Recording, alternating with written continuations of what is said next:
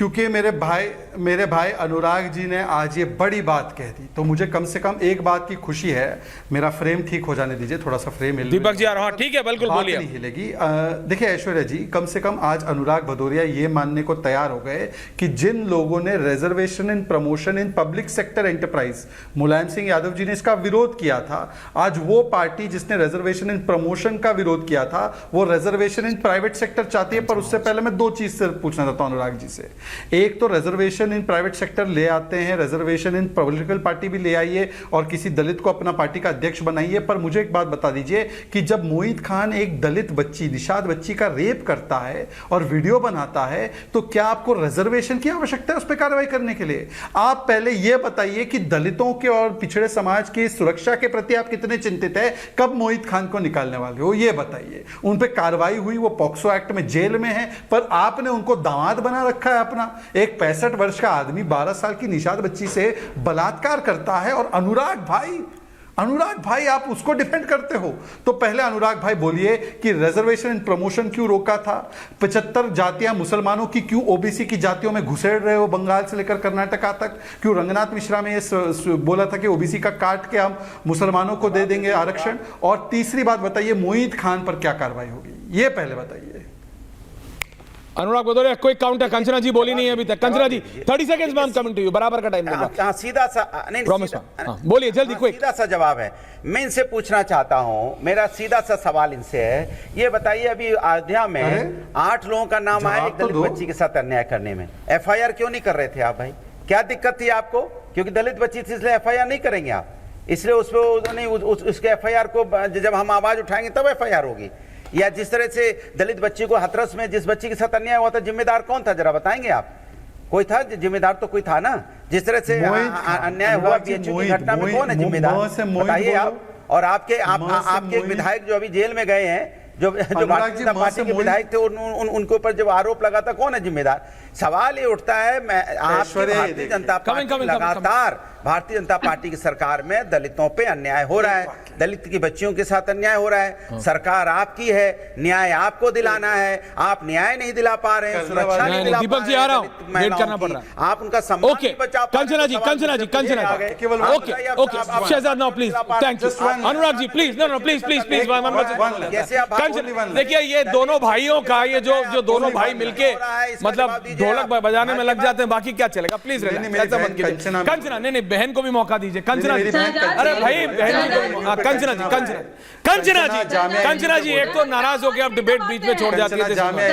Thank you Kanchana ji. 3 people on है। शहजाद जी बहन का आवाज नहीं दबाते हैं, सुन लीजिए बहन को भी प्रेम से, और थोड़ा सा आपको सुनाना भी चाहती हूँ मैं। और आप तो खबरों से वाकिफ रहते हैं शहजाद जी, आप तो खबरों से वाकिफ रहते हैं। आज ही सुप्रीम कोर्ट में एक सुनवाई थी, आरजेडी ने जो पिटीशन डाला था 65% बढ़े हुए आरक्षण को लेकर, जिसको आपने रुकवा दिया, जिसको आप चाहते ही नहीं कि लागू हो, उसी को लेकर एक सुनवाई थी। और सर इतना ही नहीं, झारखंड असेंबली ने 14% से 27% आरक्षण बढ़ाकर जो ओबीसी का किया था, गवर्नमेंट के माध्यम से आपने उसको लागू नहीं होने दिया। ये तो आपका चेहरा है सर जी। और तीसरा मोस्ट इंपोर्टेंट वन, 69,000 शिक्षक भर्ती में जब Lucknow bench Allahabad high court की आपको फटकार लगाई योगी आदित्यनाथ जी का कि न्यू लिस्ट निकालिए, मेरिट लिस्ट कहाँ है सर जी? आपने 4 साल से ओबीसी के बच्चों को सड़क पर उनको पीटा है, उनको बारिश में भिगोया है, ठंड में वो सड़क पर सोए हैं।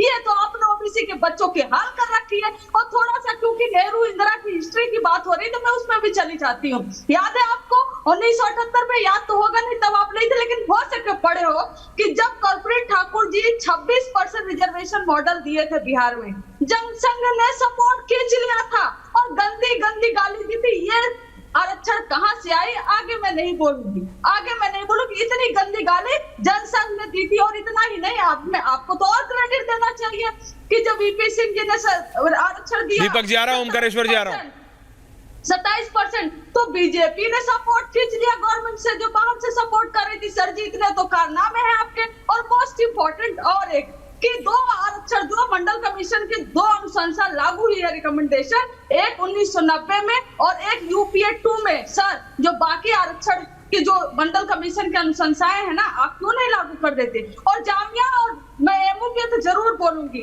और उसमें मैं एक और ऐड करना चाहूंगी, नेशनल जो ट्राइबल यूनिवर्सिटी अमरकंटक में बना है यूपीए 2 की सरकार में, सर एक आध 2 यूनिवर्सिटी आप भी बना देते, जामिया जैसे, जेएनयू जैसे, एएमयू जैसे, अमरकंटक यूनिवर्सिटी जैसे, आपने तो कुछ बनाया नहीं है, तो कम से कम आप ही आरक्षण, हम तो मांग ही कर रहे हैं, दीपक दादा को भी लाइए, मांग कर रहे हैं। ओके कंचना जी, होना चाहिए, आपकी सरकार दे दीजिए, ओके क्यों नहीं दिया 10 साल में? Shahzad counter and then Deepak ji and Omkareshwar ji. Okay Shahzad counter. देखिए सबसे पहले तो मेरी बहन को ये पता होना चाहिए कि जिस रेट पे इस देश में आज यूनिवर्सिटी बन रहे हैं, हर 2 हफ्ते में एक नई यूनिवर्सिटी बन रही है। पहली बार जो सेंट्रली फंडेड ट्राइबल यूनिवर्सिटी की अनुशंसा दी गई है तेलंगाना में, वो हमारी सरकार ने ही दी है, परंतु वो छोड़ देते, विषय आज वो नहीं है। 2 विषय है, मैं आपसे केवल इतना पूछना चाहता हूँ। आपने कर्पूरी ठाकुर जी के विषय में बोला, उनको भारत रत्न तो हमने दिया, आप कोट करके बताइए कि जनसंघ के किस व्यक्ति ने क्या गाली दी। मैं आपको कोट करके बता रहा हूँ कि आरक्षण के विषय में बुद्धों को मिल जाएगा, ये राजीव गांधी का कोटेड इंटरव्यू है, कोटेड स्टेटमेंट एंड लेटर है नेहरू जी का कि किस प्रकार से उन्होंने बोला कि 2nd क्लास को मिल जाएगा। पर तीसरी बात मैं पूछना चाहता हूं आपसे केवल एक ही चीज, देखिए कैसा एम फैक्टर आ जाता है तो एम से मौन हो जाते हैं। मैंने एक स्पेसिफिक सवाल पूछा कि ओबीसी कोटे में से काट कर देना, 77 कास्ट वेस्ट बंगाल में आइडेंटिफाई होती है ओबीसी की, 75 मुस्लिम, वो धर्म जो बोलता है कि हमारे यहाँ जाति में ऊंच नीच नहीं, अनुराग जी एक एक करके आपका रवैया है, और उसको हाईकोर्ट ने खारिज किया, उस पर एक शब्द नहीं बोल पा रहे हैं, एक शब्द नहीं बोल पा रहे हैं, मोहित खान पर एक शब्द नहीं बोल पा रहे हैं। क्या करना चाहते हैं? ये एम से मौन हो जाते हैं, एम से मोहित पर, एम से मुस्लिमों को ओबीसी का आरक्षण देने पर एम से मौन। बेचारे यहाँ पे ठंडी में बारिश में लाठी खाएंगे क्या? ओबीसी के नहीं, ओबीसी कोटा के लिए लाठी खाते रहेंगे क्या? अरे आप भाई, अपना बताइए ना, 2024 जो आरक्षण दिया गया है, आप चले जाते हो 1980, 85, 90 में। देखिए मुझे लगा कि भाई बोलूंगा तो कम से कम भाई जैसा व्यवहार करेंगे, क्यों आपने पर अनुराग जी रहे वही चाहता हूं जो आप तक आप लेटर से भर्ती कर रहे थे। ऐश्वर्या जी मेरा बहुत हम जनता की आवाज है, जनता की सवाल पूछ रहे हैं कि आप चले जाते पीछे 80 में। आप जनता की आवाज है या आप गुंडों की आवाज है, वो तो समझ में आ गया है।